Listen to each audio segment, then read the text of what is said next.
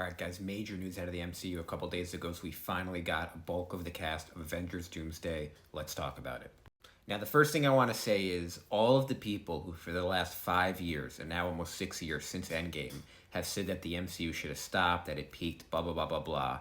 This movie is going to be gigantic, and everyone is going to take such a colossal L. I risk my reputation on it. I am fully confident in this. I just got the feeling yesterday for the first time in a while, like, this movie is like 2 years away or a year away or however long away, and it already feels gigantic. They haven't even announced like any of the plot yet, and really, my real confidence is coming from, the best part about going into Infinity War is that we had no idea what was going to happen. We had absolutely zero clue how the characters were going to be set up, how they were going to interact, what the plot was going to be, blah, blah, blah, blah.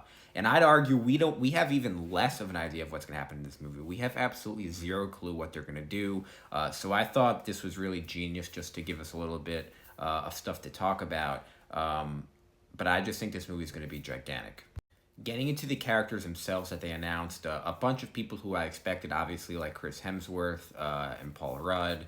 Some people who I'm happy to see were confirmed, like Shang-Chi, who I think it's kind of ridiculous he hasn't gotten a second movie yet. I think he has really one of the stronger movies since Endgame with Shang-Chi. I think it's cool we got some characters like Namor, and then obviously, most notably, the X-Men, the OG X-Men.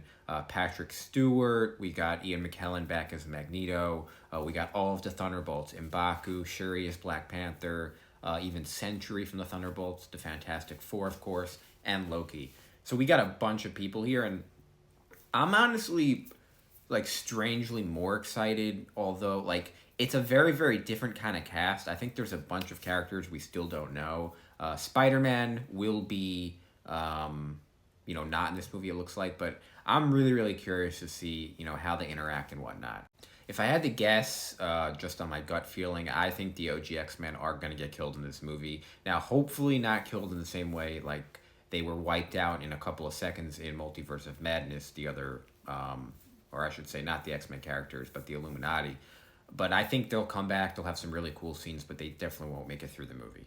In terms of the Spider-Man element, I'm totally okay with him not being in the movie. Now, honestly, it's a little bit risky, not having the biggest, probably your biggest star, your biggest character not in the movie. But he has his own movie coming out. And honestly, that movie between Avengers movies is a gold mine. We saw Captain Marvel make $1 billion off it. So I think I'm fine with it. I'm fine with him not being in this movie. He will be in Doomsday. And honestly, Spider-Man's kind of relationship with the Avengers, I've always kind of seen Spider-Man, like, in his own thing.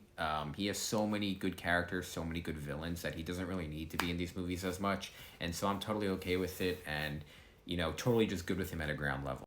Another thing that stuck out about these castings, and let's talk about the omissions, is there was not a single person in this cast that was TV only. So if a character has only showed up on Disney Plus, they were not here. That means there was obviously no Ironheart, there was no She-Hulk, there was no Daredevil, there was no Haley Steinfeld Hawkeye, no one else from the Loki shows, Miss Marvel isn't here, no one from Agatha is here. So we have not seen any characters from any of those shows. Also, we did not see any Captain Marvel characters as well, obviously, like Photon. So those were some of the notable omissions for me. Overall, though, like I said, I'm super excited for this movie. And I just think as we get closer and closer and closer, people are going to start to realize how big this movie is. I think this movie very possibly will challenge Avengers Endgame for one of the highest grossing movies ever. I know that's a hot take, but it's just a massive, massive cast. You're getting the X-Men, you're getting the Fantastic Four, you're getting the Avengers all in one movie. You're getting Robert Downey Jr., one of the biggest actors you can get. People forget characters, forget Iron Man. He's just a movie star, and they need movie stars.